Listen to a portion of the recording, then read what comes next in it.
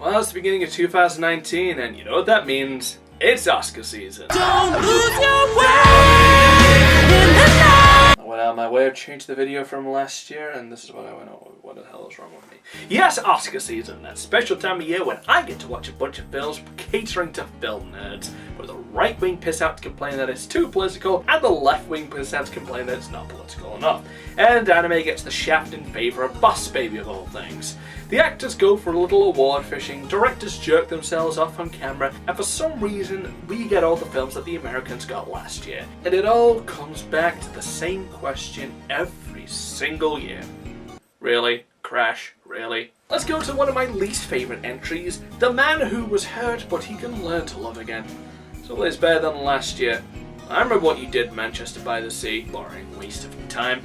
Anyway, welcome to Marwen. That's the name of the film. I'm not actually welcoming you. Welcome to Marwen is the story of an artist injured in a violent attack who uses photography of World War II dolls to cope with his post-traumatic stress disorder. This film is brought to us by Robert Zemeckis, director of Back to the Future, Forrest Gump and Polar Express.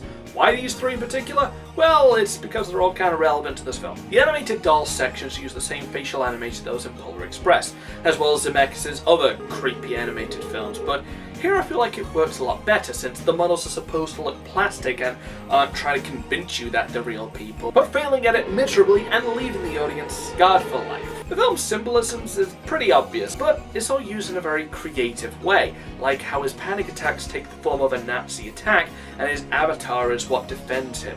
Obvious or not, it's still a creative way of expressing these ideas, and the use of animation adds a degree of surrealism. Plus, any film that uses Back to the Future reference as a metaphor for someone contemplating suicide is at least trying something creative. Told you it was relevant. There's a bit too much explaining in this, which I usually hate, even in films I actually like Amazing Spider-Man, but here it plays into his arc about opening up to people and allowing him to get close to them again.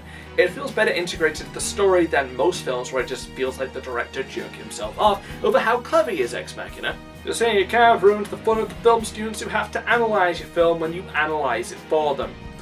Steve Carell plays Mark Hogenkamp, and he brings the right balance of kinda goofy and also sincere, which probably would have been lost on another actor. You can see Jim Carrey would probably play it too goofy, and Robin Williams would be a bit too whimsical, but you can so at the same time, both of them can handle this role, but Carell was clearly the best choice. Quirks seem like they should be funny, but he makes it believable and somehow makes a man wearing high heels and pulling a car full of action figures actually feel realistic. It's surprising how invested I was in this guy.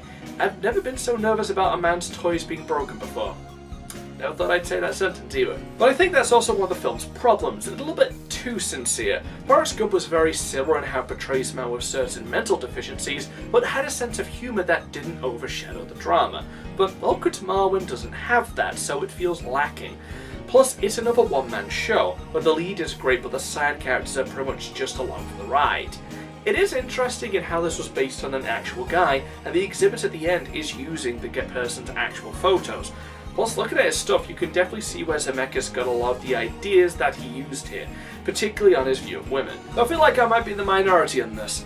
The film holds 29% of Rotten Tomatoes at the time of making this review, and was a box office bomb, but most of the critics I've read about were thinking along the same lines as me, that Carell was the driving force behind the film and it's just a good idea not fully realised. Though showing I did have a walkout.